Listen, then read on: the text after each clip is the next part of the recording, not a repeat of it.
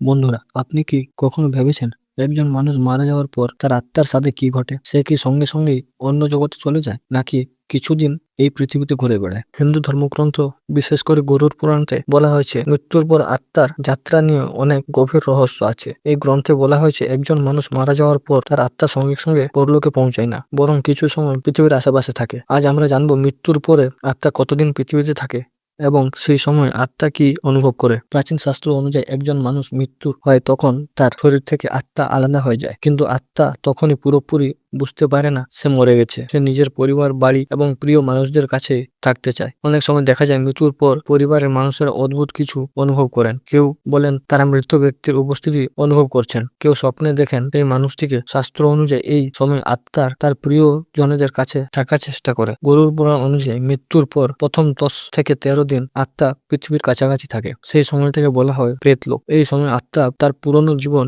সাথে এক ধরনের সম্পর্ক ধরে রাখে।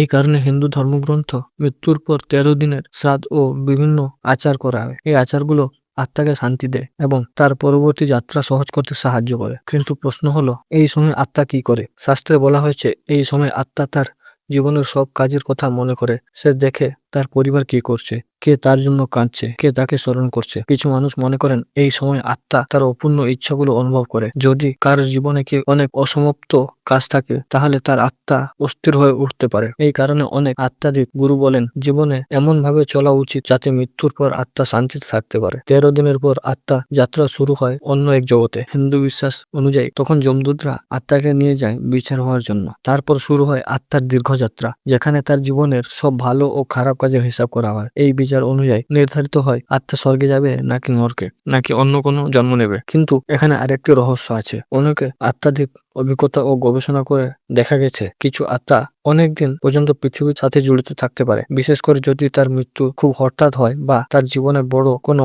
অপূর্ণতা থেকে যায়। এই কারণে পৃথিবীর বিভিন্ন জায়গায় মানুষ মাঝে মাঝে অদ্ভুত অভিজ্ঞতার কথা বলেন, যা তারা আত্মার উপস্থিতি বলে মনে করেন। তবে শাস্ত্রের মূল কথা একটাই, আত্মা অমর। শরীর নষ্ট হয় কিন্তু আত্মা তার যাত্রা চালিয়ে যায়। জীবনের কাজ, কর্মফল এবং ঈশ্বরের নিয়ম অনুযায়ী আত্মা নতুন পথ খুঁজে নেয়। বন্ধুরা, এই রহস্যময় বিষয় আমাদের এক বড় শিক্ষা দেয়। জীবন খুবই ছোট।